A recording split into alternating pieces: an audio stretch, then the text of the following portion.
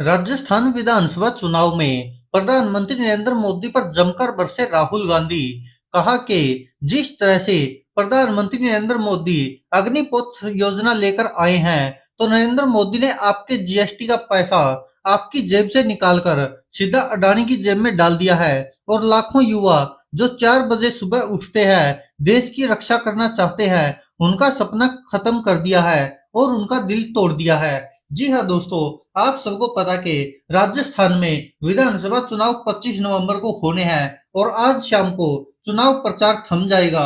लेकिन उससे पहले प्रधानमंत्री नरेंद्र मोदी, गृह मंत्री अमित शाह, मुख्यमंत्री योगी आदित्यनाथ और भी भारतीय जनता पार्टी के जितने भी दिग्गज नेता हैं, यहाँ तक के हरियाणा के मुख्यमंत्री मनोहर लाल खट्टर भी चुनाव प्रचार कर रहे हैं। और जिस तरह से लगातार ताबड़तोड़ रैलियां हो रही है और जिस तरह से लगातार भारतीय जनता पार्टी निशाना साध रही है, जिस तरह से आप सबको पता ही है। और हालांकि भारतीय जनता पार्टी के साथ साथ कांग्रेस भी कहीं से भी पीछे नहीं है और आम आदमी पार्टी भी चुनाव प्रचार में अपनी जान जोके हुए है।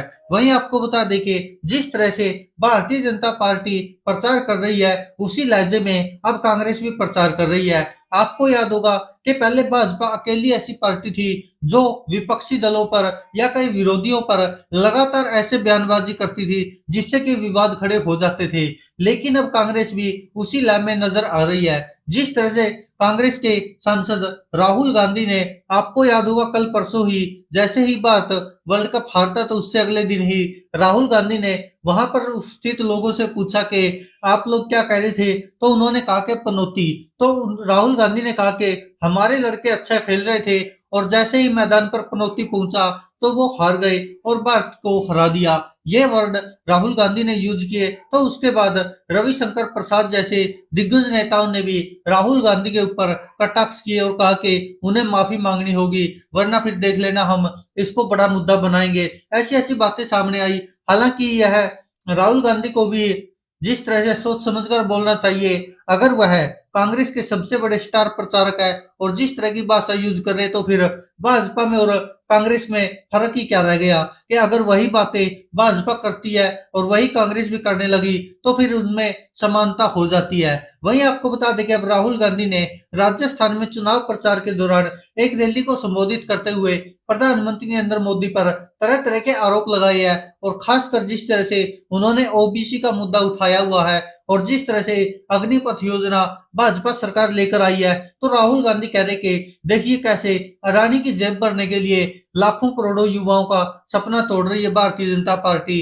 प्रधानमंत्री नरेंद्र मोदी जी जिस तरह से अग्निपथ योजना लेकर आए हैं कि जहां पर लोग सुबह युवा देश के उठकर 4 बजे प्रैक्टिस करते हैं देश की रक्षा के लिए, और प्रधानमंत्री नरेंद्र मोदी उनके सपनों को चकनाचूर कर रहे हैं। और तो और प्रधानमंत्री नरेंद्र मोदी पर आरोप लगाते हुए राहुल गांधी कहते कि पहले तो प्रधानमंत्री नरेंद्र मोदी खुद को ओबीसी बताते थे, लेकिन जैसे ही मैंने कहा कि ओबीसी की जनगणना होनी चाहिए और पता चलना चाहिए कि जातीय जनगणना के आधार पर के देश में ओबीसी कितने हैं और कितनी कौन सी जाति के लोग हैं, ताकि समानता से उनमें पैसा बांटा जा सके, ऐसा राहुल गांधी ने कहा। लेकिन आगे कहते राहुल गांधी कि जैसे ही मैंने ये बात कही जातीय जनगणना की, तो प्रधानमंत्री नरेंद्र मोदी तुरंत बदल गए और ओबीसी की जगह कहने लगे कि देश में केवल एक ही जाति है और वो है गरीब जाति।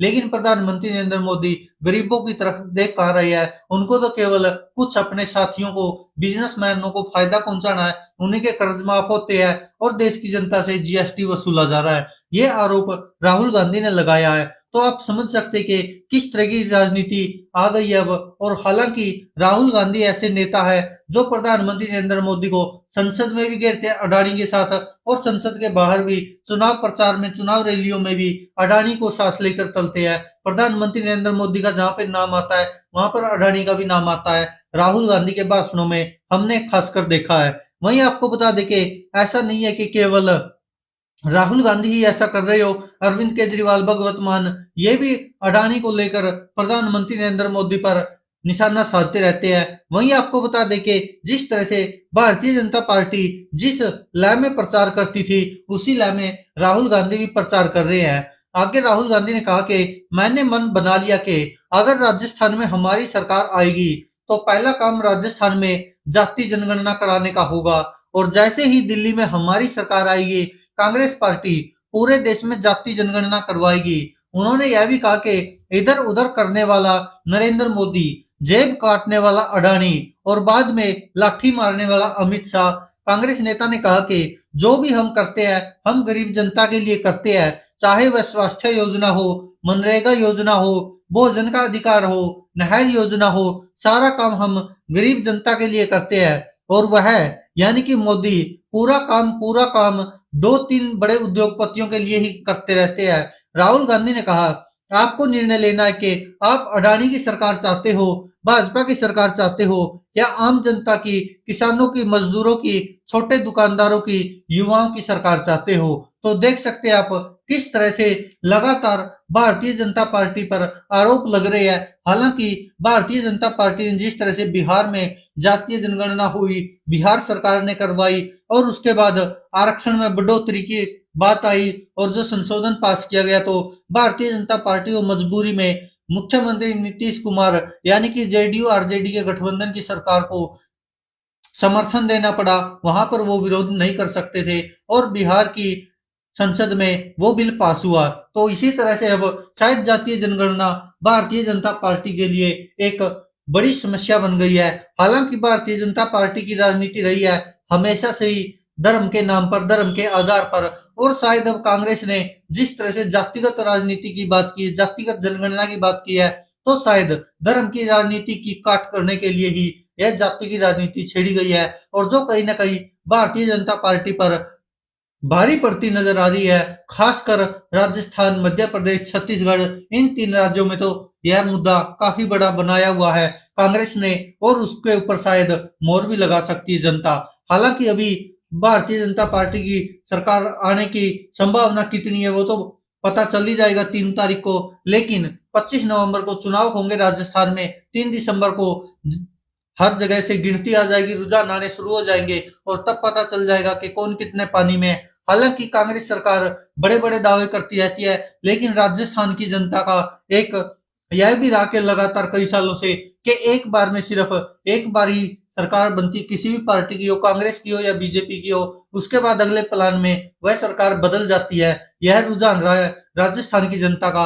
अब देखना होगा कि क्या मुख्यमंत्री अशोक गहलोत यह रिकॉर्ड तोड़ पाते हैं और नया कारनामा कर दिखाते हैं अगर वह एक बार फिर से दोबारा मुख्यमंत्री बनते हैं राजस्थान के।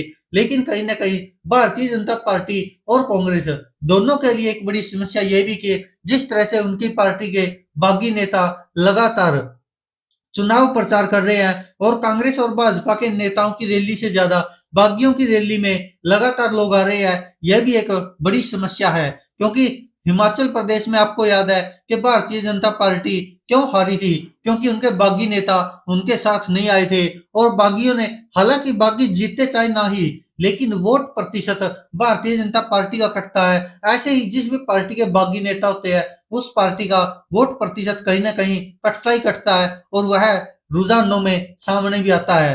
अगर मान के चलिए जिस तरह से बागियों की बात करें तो लगभग 10 से 15 सीटें तो आराम से बागी नेता ही हरा देंगे भाजपा को, जिस तरह से बगावत राजस्थान में देखने को मिल रही है। और हालांकि भाजपा ने ये नहीं कि ऐसा नहीं है कि कोशिश ना की हो मनाने की, लेकिन उसके बावजूद भी बागी उम्मीदवार निर्दलीय है राजस्थान में चुनाव लड़ रहे हैं जो भाजपा के लिए बड़ी मुसीबत बन सकते हैं। दोस्तों, आपको क्या लगता है कि राजस्थान में अब की बार किसकी सरकार आएगी? आप क्या कहते हैं इस पर अपनी राय कमेंट बॉक्स में जरूर दीजिएगा। क्योंकि राजस्थान में ज्यादातर देखा गया कि जो 25 लाख तक की स्वास्थ्य योजना है उसका काफी लाभ मिला राजस्थान की जनता को और ये बार बार उसी पर कांग्रेस पार्टी वोट भी मांग रही है कि जो हमने कर दिखाया वह भाजपा कभी नहीं कर पाई। दोस्तों, आप क्या कहते हैं इस पर अपनी राय कमेंट बॉक्स में जरूर दीजिएगा। धन्यवाद दोस्तों, देखते रहिए सच की आवाज़।